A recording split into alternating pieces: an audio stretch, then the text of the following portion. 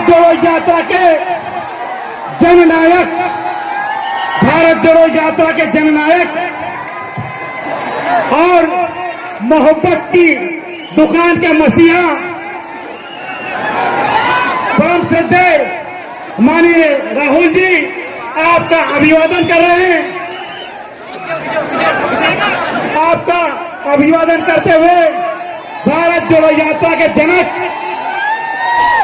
मोहब्बत की दुकान के मसीहा परम श्रद्धेय राहुल जी आपका अभिवादन करते हुए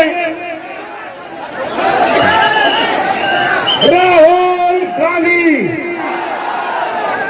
राहुल गांधी दोनों हाथ ऊंचे करके आप राहुल जी के सम्मान में उद्घोष करें, राहुल गांधी, राहुल गांधी।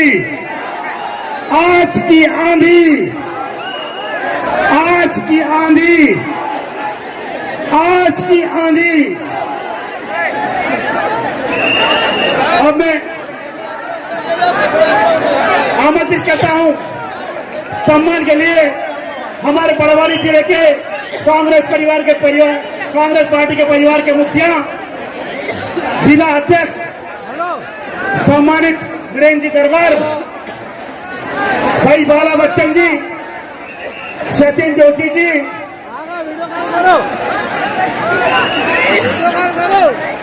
राजेश यादव जी, आप आए और राहुल जी का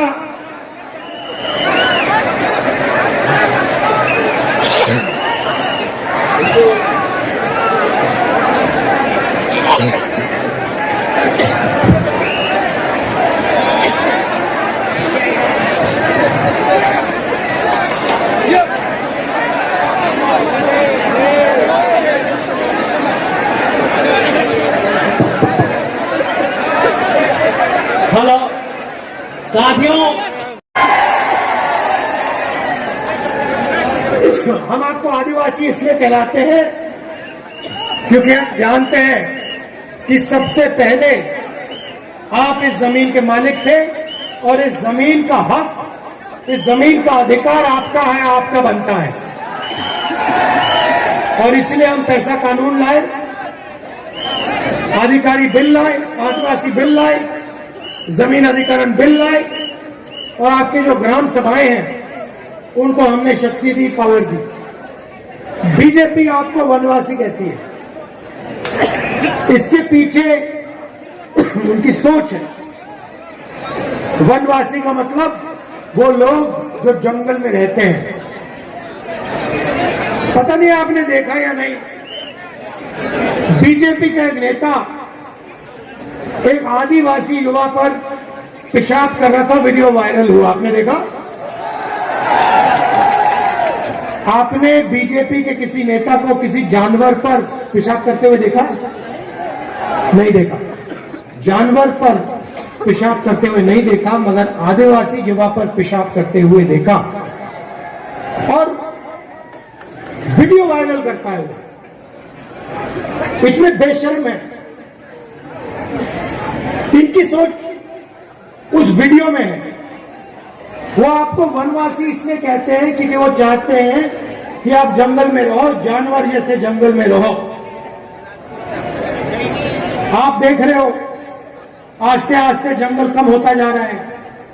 जंगल कम हो रहा है या ज्यादा? कम हो रहा है। जहां भी देखो जंगल कम होता जा रहा है। 15 साल में आपसे कहेंगे देखिए जंगल तो खत्म हो गया, आप वनवासी हो, जंगल खत्म हो गया, आपकी तो जगह ही नहीं रही, अब आप जाओ शहरों में भीख मांगो। ये उनकी सोच है।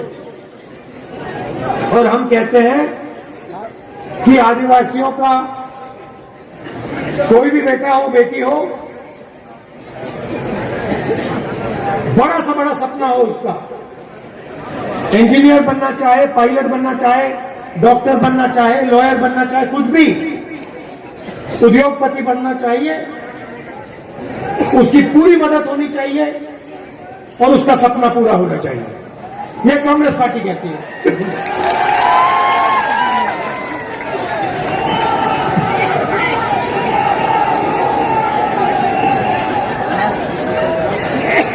आपने सुना होगा, खासतौर से आदिवासियों से बीजेपी के नेता कहते हैं, देखो हिंदी पढ़ो, अंग्रेजी मत पढ़ना। अंग्रेजी नहीं पढ़नी चाहिए, हिंदुस्तान में अंग्रेजी नहीं फैलनी चाहिए। इसके पीछे उनकी सोच है, ये चाहते हैं कि इनके बेटे, इनकी बेटियां अंग्रेजी पढ़ें और आदिवासी जो हैं उनके बच्चे अंग्रेजी ना पढ़ें। अब मैं ये नहीं कह रहा हूं कि हिंदी मत पढ़ो, हिंदी पढ़नी है, मगर हिंदी के साथ अंग्रेजी भी जरूरी है। क्यों? क्योंकि अगर आपको मध्य प्रदेश में काम करना है, मध्य प्रदेश में बात करनी है किसी से, उत्तर प्रदेश में आप जाना चाहते हो, उत्तर प्रदेश में बात करनी है किसी से, तो हिंदी चलेगी। मगर अगर आप देश के बाहर जाना चाहते हो, अगर आप कॉल सेंटर में काम करना चाहते हो, अगर आप इंजीनियर बनना चाहते हो, अगर आप डॉक्टर बनना चाहते हो, अगर आप विदेश जाना चाहते हो, अंग्रेजी चलेगी। तो हम चाहते हैं आदिवासी बच्चे हिंदी पढ़े मगर अंग्रेजी भी पढ़े, कि जो सपना दूसरे लोग देखते हैं वो सपना आदिवासी भी देख पाए। अब देखिए, छत्तीसगढ़ में चुनाव हो रहा है, यहां पे भैया आपको कपास के लिए क्या रेट मिलता है?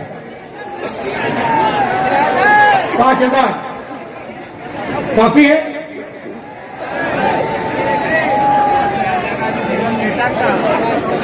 ये और देखिए, उदाहरण देता हूं आपको। छत्तीसगढ़ में हमने जाके वायदा किया कि कर्जा माफ होगा और धान के लिए 2,500 रुपए प्रति क्विंटल मिलेगा। छत्तीसगढ़ में हमने किया और हमने ये वायदा किया और पूरा कर दिया उसको जाके। 10 दिन पहले, मैं आपको बहुत अच्छी कहानी बताता हूं। 10 दिन पहले छत्तीसगढ़ में मेरा दौरा था। 15 दिन पहले किसानों से बातचीत हुई। मैंने किसान से पूछा, भैया बताओ आपके खेत का दाम क्या है, मतलब खेत कितने का है? मुझे कहता है, राहुल जी मुझे दाम नहीं मालूम। मैंने कहा, भाई तुम्हें दाम कैसे नहीं मालूम, तुम्हारा खेत है? मुझे जवाब देता है, राहुल जी जब से छत्तीसगढ़ की सरकार ने हमें 2,500 रुपए प्रति क्विंटल धान के लिए दिया है, तब से यहां पे कोई किसान अपना खेत नहीं बेचना चाहता। मैं नहीं जानना चाहता कितने का है, क्योंकि मैं इसको कभी बेचूंगा ही नहीं, मेरा तो पैसा बन रहा है। पहले बीजेपी की सरकार थी, मैं कर्जे में था, सही रेट नहीं मिलता था, आत्महत्या भी सोचता था। अब कांग्रेस पार्टी की सरकार है, मैं इस खेत को कभी नहीं बेचूंगा। मुझे आप सही दाम दे रहे हो छत्तीसगढ़ में, धान के लिए आज 3,200 रुपए मिलता है, गारंटी कम से कम 3,200 रुपए धान के लिए छत्तीसगढ़ में मिलता है। हुआ क्या? किसान के जेब में हमने पैसा डाला। अच्छा, वहां पे जो मजदूर हैं उनको 10,000 रुपए मिलता है, वहां पे जो आदिवासी है तेंदू पत्ता के लिए उनको 6,000 रुपए मिलता है एक बोरी के लिए, और 4,000 रुपए बोनस मिलता है हर साल। तो जो हमने किसानों के लिए छत्तीसगढ़ में किया, वो ही हम मध्य प्रदेश में करना चाहते हैं। क्यों? अगर किसान और मजदूर के जेब में पैसा है तो वो गांव में, कस्बों में उस पैसे को खर्च करेगा और छोटे दुकानदारों के पास जाकर छोटे दुकानदारों से चीज खरीदेगा।